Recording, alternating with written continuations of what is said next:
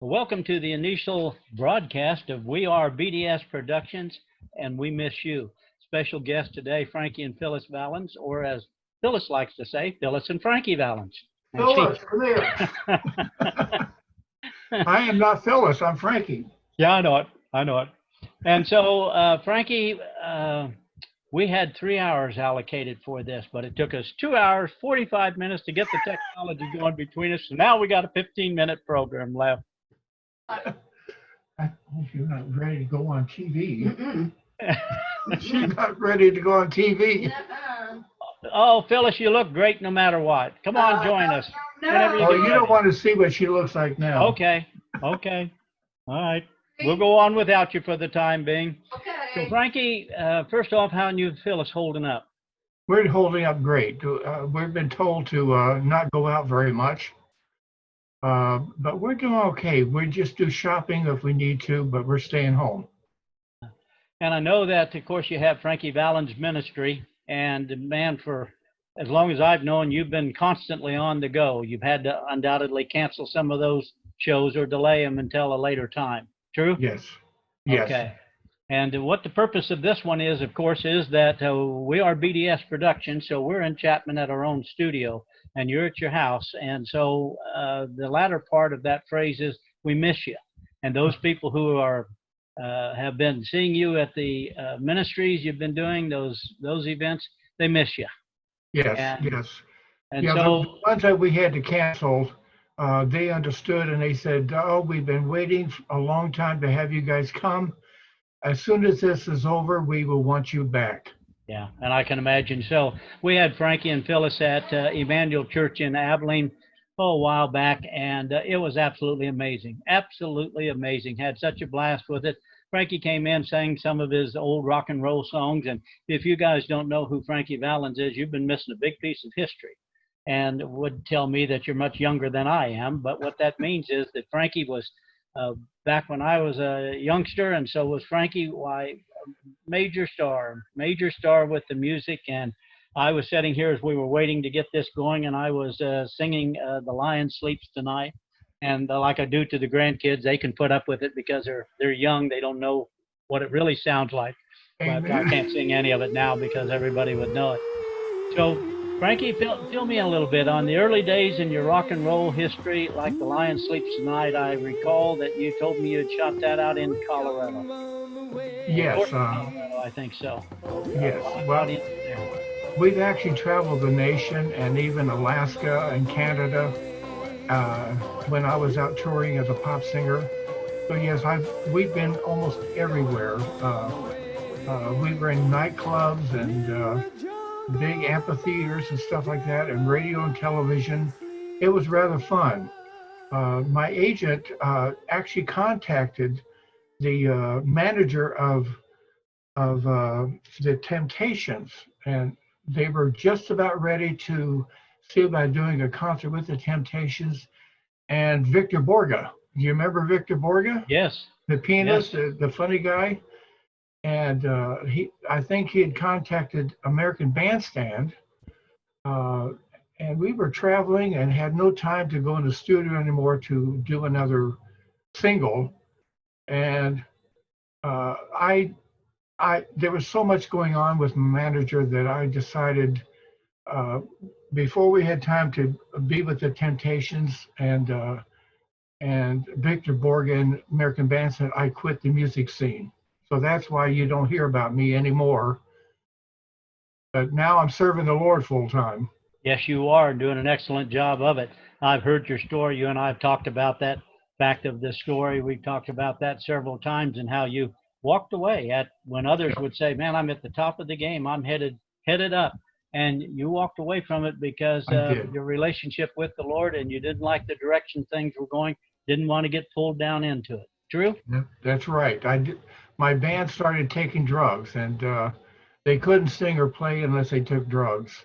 And I just was not into that scene. If I wasn't their lead singer, they probably would have gotten rid of me earlier because I didn't fit into the band. The people loved me, and when I left the group, they tried to go on without me, and they took an Eastern tour to Pennsylvania, and it just fell apart. but they didn't have their lead singer with them. Yeah. They tried to do The Lion Sleep Tonight. They did a poor job of it. Did they disband after that? They did. They disbanded. Okay. Well, Frankie, you've done a gazillion songs. Do you have a favorite in the rock and roll? Yes. Yeah. In fact, I did a remake of My Girl by the Temptations, and people loved it. Yeah. And I kept saying, who did this song originally? And they said, oh, the Temptations. I said, that's right. And I enjoyed singing it, and I still love singing that today. You know what? Like you and I were talking before we came on air, maybe tomorrow we're going to shoot a segment with Nate Evans of the Temptations. He's now the lead singer of the Temptations, and his wife Rose. They're in one of our condos in Branson, and so they're just sitting there idle, and he's bored to death.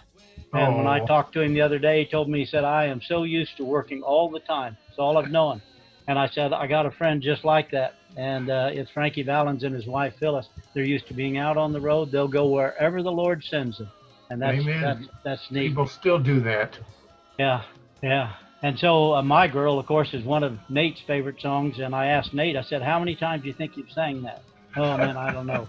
50,000, would that be about right? And he said, probably. Feels like it anyway. And we never get tired of singing our old songs. And the people never get tired of hearing them, too. It's absolutely amazing. What about in your gospel music? I already know this about it, that Phyllis is a concert pianist. And yes. I was looking at the gospel one that you guys have, Gonna Shout.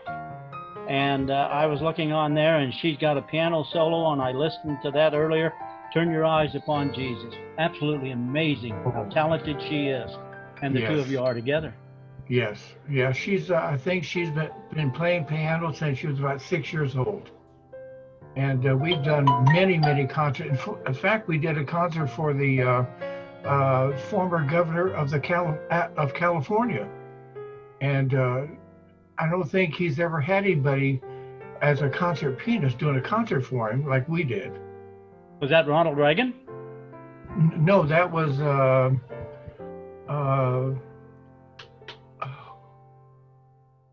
Governor Brown. Oh, Governor Brown? When he was governor. That's how many years ago it was. Yeah. So let me get this right. If I remember right, weren't him and Linda Ronstadt seeing each other for a while? Have I got the right one, Jerry Brown? No, not that one. Okay. Better leave it alone before I make Linda mad at me. Leave it alone. Yeah, we don't want to get him into trouble. Yeah, I don't want to get the ex-governor and mad at me, and I don't want to get Linda Ronstadt calling me and yelling at me. So we'll leave that one alone. Yeah. People who may want to make contact with you, Frankie, and get some of your CDs or just share some information with you, how do they do that? Well, they can go through our website, the Frankie Valens Ministries.org. You know, Frankie with an IE, Ministries, that's plural.org. They can order through there, or they can just contact our email address, and we'll be happy to send out a CD or a book. Remember, I'm also an author. But we have copies here, and we'll be more than willing to send it free of charge. Just for the CD, no mailing costs. We'll just pick that up ourselves. Oh, man, that's awesome of you. You're working on a new book right now. What's the name of it? Yes, The Secret Life of Emma Giffler. And it's from the eyes of a 10-year-old boy. And since I've got you on the phone, I've finished chapter 10, called Clouds of Suspicion. And it's from the eyes of a 10-year-old boy in Kansas City. And people don't realize till the end of the book, and this is for your ears only. Oh, okay. That the 10-year-old boy was me. And all that happened, all the drama and witnessing someone being bit by a snake and you know, like a typical 10-year-old, but there's so much drama. I won't say how much drama goes on, but I think they'll enjoy reading it. It's very suspenseful. Well, I know my brother enjoyed reading your other book, and he visited you with you when you were at the, yeah, he really enjoyed it, thought it was fantastic. And you guys were close together in school at the same place in Junction City. maybe separated by a year. He wasn't sure about that, but he enjoyed the concert as did I. You know, with the book that you're talking about, the 10-year-old boy being you, and that 10-year-old boy grew up just yards away from the railroad tracks. That's right. Yeah. Down in the area of Rosedale in Kansas City, Kansas. My dad worked for the lumber yard there, and he was the foreman. And we were only not even 100 yards from the railroad track. So the little 4 and 5-year-old, that train was huge, and it'd come through there kind of slowly, and it was very mesmerizing. And all my life, I've always wanted to have an electric train of my own. And to this day, at my age, I still have not had one. Well, get it on the Christmas list. Phyllis will take care of it one of these years. She'll get it. You know, when we grew up after our dad got killed, we lived right by the railroad tracks. We were living there at the time that he died, and it was very close to the railroad tracks, just like what you're talking about. Yeah. And in our case, the trains would stop. They would do a crew switch over then. And so as a little kid, why, I would walk out there and watch that, talk to them, get to know them. I was just 6 years old probably. Oh. And one time I wanted them to take me on the route around and bring me back, 3-4 hours later when they circled back. And even took one of them down to talk to my mom. And I told Mom, I said, Mom, I really want to go on this. Well, I don't know. I don't think we better do that. And so I didn't get to go on the train. And we would have people who would that were riding the train, what we would call hobos now, but they would come up to the area. We had a well outside the house, and they could pump the water and get a glass of water out of there and get back on the train. It's amazing, isn't it, Frankie, the experiences that you have in life, and then you turn around when you get to the ages that we are now, and you write about it, and how well you write about it. I'm glad you didn't share our ages. I'm not old, but I am vintage. Well, we're enjoying 50, aren't we? We're enjoying that now. Yeah. So what's the future hold for you once this virus passes? What's on your plans then? Well, even though we're held up here, I'm able to write more, and of course we're talking about making a new album with some of our best songs that people love. We've already thought about that to let people know who we were back then, because we've got 3 or 4 albums that we have kind of retired. But there's some good songs on there. And we thought, boy, it'd be nice if we just put them all together, compile them into one CD, and see if people would like to have that. Like taking the best of Frankie and Phyllis. Oh, I'm sure that they would. Are you looking at the gospel music or a combination of some of Well, we haven't thought about it. It could be more gospel than oldies, because we've already got 2 or 3 oldies CDs already. What's your favorite in the oldies on the gospel ones? On the gospel one, probably let's see, probably my signature song. Let's see, I've got some albums right here. My favorite, in fact, it was sung at my mother's funeral, was "I Cry." And it was really done really well. The mixture in the studio was fantastic. And "I Cry" is probably the most popular that my family have just played over and over. And probably the second one is "Be Still and Know That I Am God." Oh, yeah. Directly from the Bible.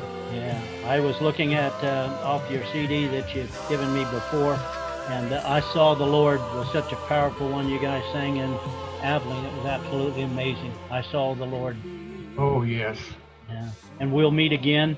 I love that one too. We'll meet again, yes. Yeah. And "Match Over the Hilltop."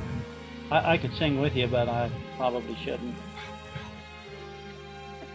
You are Frankie, so funny. Listen, Frankie, I really enjoyed visiting with you, and you tell Same Phyllis here. hi. Family doing okay? Yes, we're all doing great. Okay, and just like the name to the show says, we are BDS Productions, and we miss you. And Frankie can't wait till this virus passes through, and we get to see you performing again somewhere. Yes. You take Thank care. you very much. God bless you. Tell We Phyllis love you, hi. brother Doug. All right. Take care. Bye-bye. Goodbye.